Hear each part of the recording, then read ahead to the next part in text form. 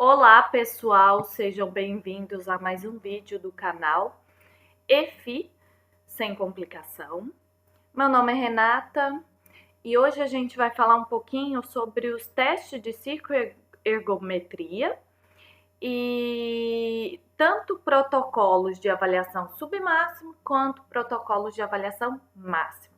E se você gostar desse vídeo, deixe o seu like, ative o sininho de notificação e, se possível, compartilhe e deixe seus comentários com as dúvidas e sugestões que surgirem. Sempre que a gente pensa nos testes de ciclo, é importante a regulagem desse ciclo ergômetro, né? Então, a gente tem que regular o guidão, que deve estar em uma posição que permite, que o avaliado tenha uma verticalidade do seu tronco. Também devemos regular o selim. Então, a perna ela deve ficar em extensão quase completa. A altura do selim ideal é quando não houver, então, movimentos de quadril ou quando o avaliado ele não se sinta preso, no movimento de pedalar. Normalmente, a gente usa ali como base, na linha da crista ilíaca. Também a posição dos pés junto ao pedal é importante, Então, o apoio ideal é aquele em que a ponta do pé fica para fora do pedal, a região metatarsica fica perfeitamente apoiada no pedal e o terço posterior do pé também fique fora do pedal. Alguns cuidados especiais, são importantes. Então, durante o teste, em nenhum momento o avaliado deve levantar do selim. No caso de um cicloergômetro mecânico, tem a possibilidade de alteração da posição do pêndulo, então tem algum cicloergômetro mecânico que tem um pêndulo e a gente sempre tem que olhar, se continua mantendo aquela velocidade lá, aquela carga, na verdade, constante. Se o avaliado, ele, por exemplo, emprega mais peso sobre um pedal do que o outro, isso pode provocar alteração desse pêndulo. E antes do teste é necessário sempre um aquecimento, tanto em todos os testes, seja de banco, de ciclo ou de esteira, é sempre necessário esse aquecimento antes do teste e no final a recuperação adequada, Então, para a recuperação especificamente no cicloergômetro, ao final do teste, o avaliado ele deve continuar pedalando. O ritmo ideal de trabalho para a maioria dos protocolos gira em torno de 50 a 60 rotações por minuto, RPM, ou 18 a 20, cerca de 22 km por hora. Então, é importante você destacar isso para o seu avaliado. Em relação aos tipos de protocolos com cicloergômetro, os procedimentos gerais metodológicos são os mesmos, variando apenas a forma de aplicação da técnica de avaliação, E eles são divididos em testes máximos e submáximos, que a gente vai ver hoje aqui no decorrer dessa aula. Os protocolos de avaliação submáxima, eles são mais indicados para aquelas pessoas com faixa etária maior do que 30 anos, que tenham algum fator de risco coronariano, sem o hábito da prática, de atividade física regular e na ausência aí de um médico ou de alguns equipamentos de segurança. Aí, nesse caso, é ideal a aplicação desse protocolo submáximo.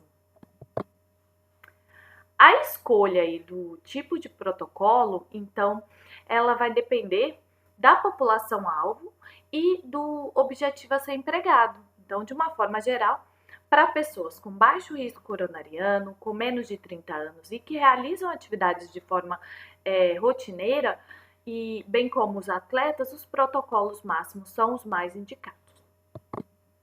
E como procedimento metodológico geral, é sempre aconselhável a execução de um aquecimento prévio antes da realização aí do protocolo. Então, agora a gente vai começar a ver os protocolos submáximos, Na verdade, no decorrer das aulas práticas, a gente já viu o protocolo de Ostra, que é um muito utilizado para avaliação no ciclo, e agora a gente vai ver o protocolo de Fox, que ele tem uma carga única de 150 watts, tem um tempo de duração de 5 minutos, ele é apenas para o sexo masculino, e o cálculo do VO2 ele vem expresso em litros por minuto, e você deve obter a frequência cardíaca no 5º minuto na carga aí de 150 watts. Na verdade, a gente coleta a frequência cardíaca de minuto a minuto, porém a que vai utilizar aí seria essa do 5º minuto. Então aqui nós temos a fórmula do protocolo, né? Então esse 6,3 é fixo, menos o valor em parênteses, vezes o valor aqui fixo, né? 0,09193 vezes a frequência cardíaca aí, né? No 5º minuto. Então, um exemplo aqui, a gente considerando, né, que a pessoa no 5º minuto tinha 155 BPM, se eu pegar 155, multiplicar por 0,0193, eu obtenho 2,9915. Aí depois eu faço 6,3 menos 2,9915 e obtenho o valor aí de 3,31 litros por minuto a menos 1. Agora, em relação ao teste máximo, né? Existem algumas formas de progressão da carga. Então, existem protocolos com cargas crescentes que vão crescendo de 1 em 1 minuto, né? São geralmente protocolos mais intensos, indicados para atletas. Existe também protocolo com cargas crescentes de 2 em 2 minutos, são os mais comuns que a gente vê. E existem os protocolos com carga crescente de 3 em 3 minutos, que no caso aqui são os menos intensos.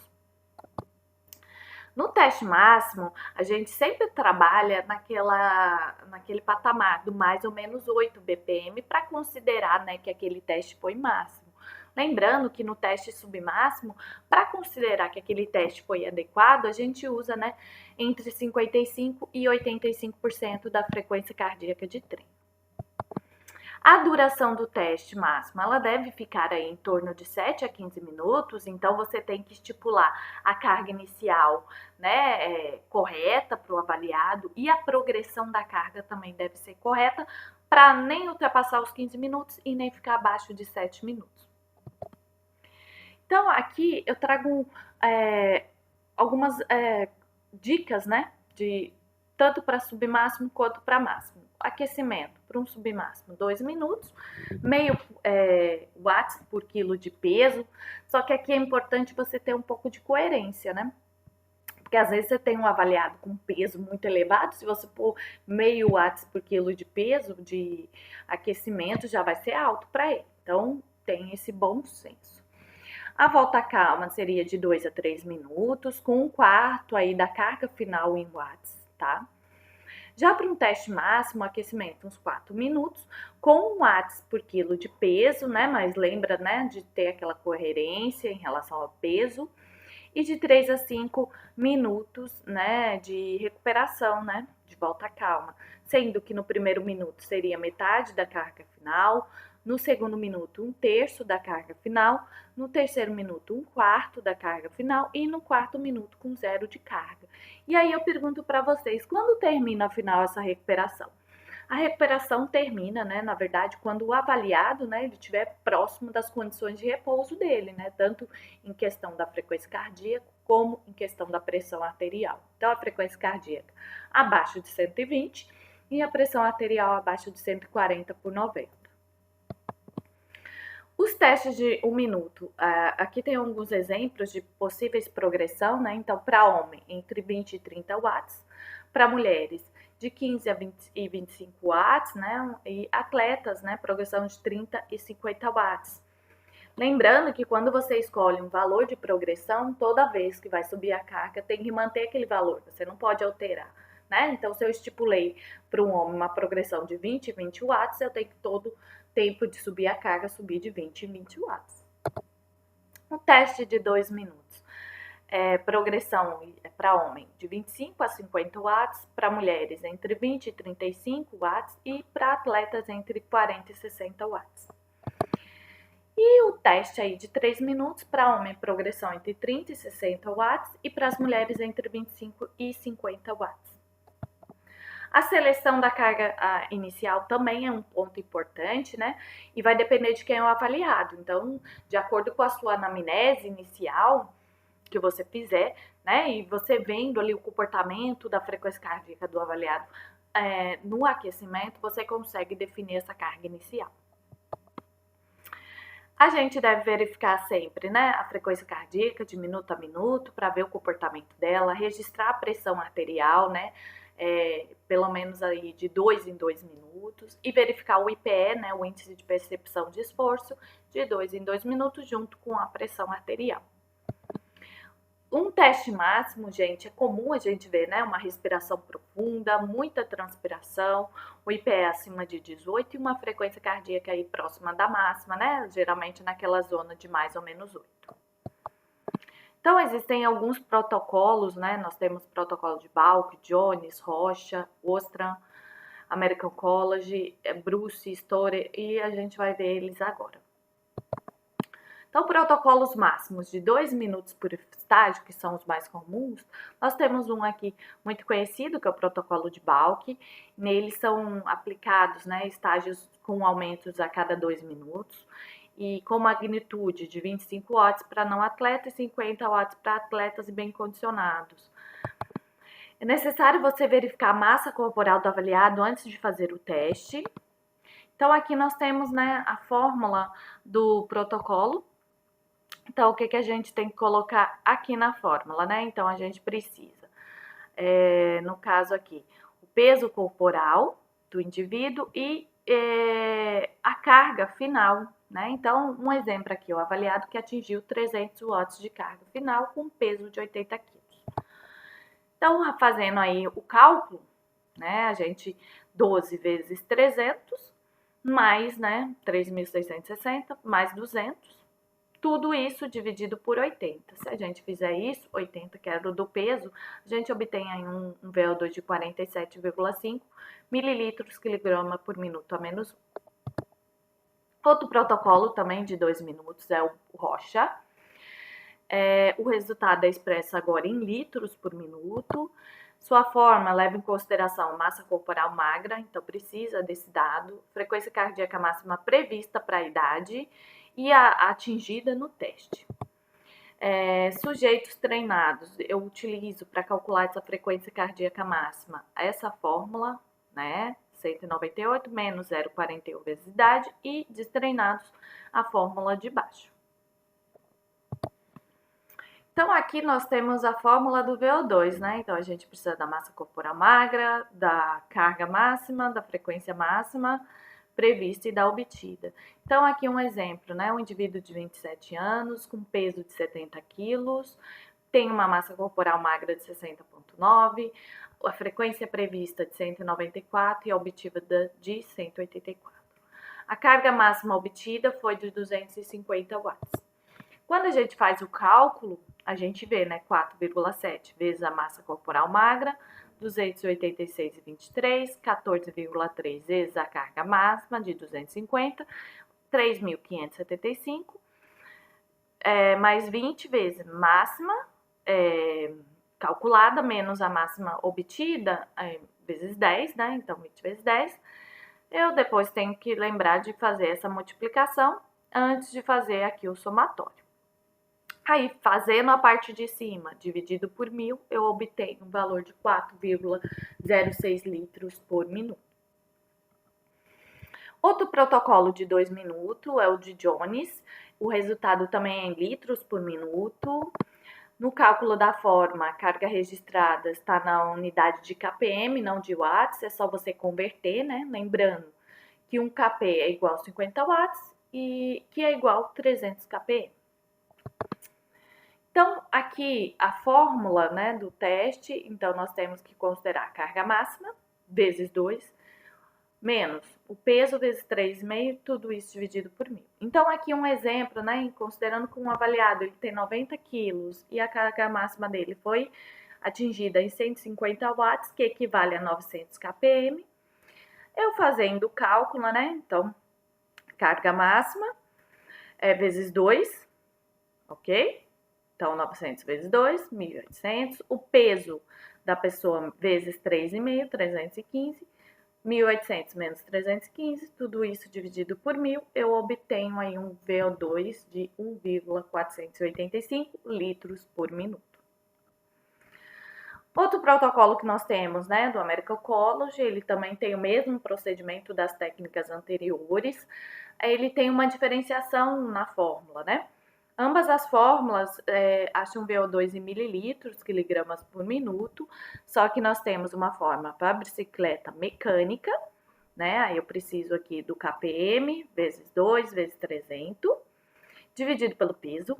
Quando é uma bicicleta eletromagnética, seria watts vezes 12 mais 300 dividido pelo peso. Nós também temos, né, protocolos máximos de 1 minuto por estágio, então um bastante conhecido é o protocolo de Storer. Nós temos aqui, né, para homens, a fórmula, né, do VO2, que acha o VO2 em mililitros por minuto a menos 1. Então, um dado aí importante é que ele não tem aí o quilo, né? Mulheres também têm uma fórmula diferenciada. Leva em consideração a fórmula, a carga máxima obtida, o peso corporal e a idade do avaliado.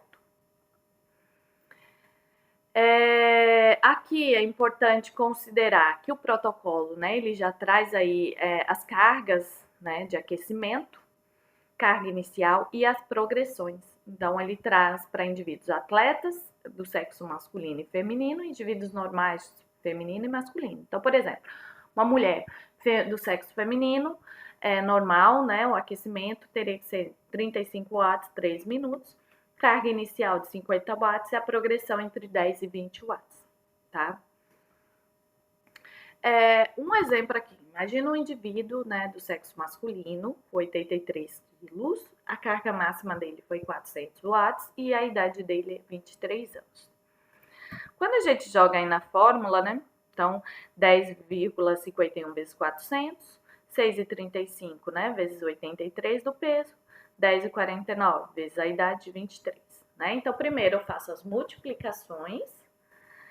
Aí depois, entre mais e menos, não existe ordem de prioridade. Eu faço na ordem que está aqui na segunda linha, né? Então, 4.204 mais 527,05 menos 241,27 mais 519,3. O que eu obtive aqui? Um VO2 em mililitros por minuto de 5.009,08. Para me converter para uma variável que a gente já conhece, então, por exemplo, para me converter esse VO2 para litros por minuto a menos 1, que a gente já conhece, basta eu pegar ele e dividir por 1.000. Eu obtive um VO2 em litros por minuto de 5, né? E aí, para me converter de litros por minuto por mililitros, quiligrama por minuto a menos 1, isso é muito fácil, né? A gente já até aprendeu aí anteriormente na disciplina. Basta eu pegar o VO2 em litros, multiplicar por 1.000 e dividir pelo peso, né? Aí eu obtenho o VO2 em mililitros, quiligrama por minuto a menos 1, que aqui é 60,35. Agora, em relação aos protocolos máximos, né, que são de 3 minutos por estágio. Nós temos o protocolo de Ostrom, o resultado final dele é expresso em mililitro por minuto a menos 1, né, então não tem aquele quiligrama também. A aplicação de carga no primeiro estágio deverá ser de 10, ou 25 ou 50 watts para cardiopata, mulher e homens, respectivamente. A fórmula do teste, né? Então, aqui essa é a fórmula, seria 12 vezes a carga que ele obteve no final do teste, mais o peso vezes 3,5. Então, um exemplo aqui do indivíduo de 70 quilos, que a última carga foi de 250 watts. Então, a gente fazendo 12, né, vezes a carga de 250, eu obtenho aí, né, 3.000 mais peso, 70 vezes 3,5, 245. Então, 3.000 mais 245, 3.245. Aí a gente já sabe, né, como converter para litros e como também transformar em mililitros, quiligrama por minuto a menos 1. Outro protocolo aqui conhecido é o protocolo de Bruce, né? A fórmula do teste, né, está aqui, seria 0,129 mais 0,014 vezes a carga final, mas no final, somando com 0,075. Então, primeiro eu faço a multiplicação, né? Então, aqui eu trago um exemplo, né? Considerando que a pessoa chegou no máximo em 300 watts, então eu faço 0,014 vezes 300, obtive aqui 4,2, somo com 0,129 e somo com 0,075 e obtive aí um valor de VO2 máximo em litros por minuto. Pessoal, essas foram as referências utilizadas para essa aula, né? Então, o livro aí do Marins e Janik, ele consegue te dar uma boa base aí para vocês, tem todos esses protocolos. E eu gostaria de agradecer a participação de todos vocês nessa videoaula. Qualquer dúvida, sugestões, comentários, pode colocar lá, né, na página, ou mandar um e-mail aí também, tá? Em meu contato. Muito obrigada e até a próxima.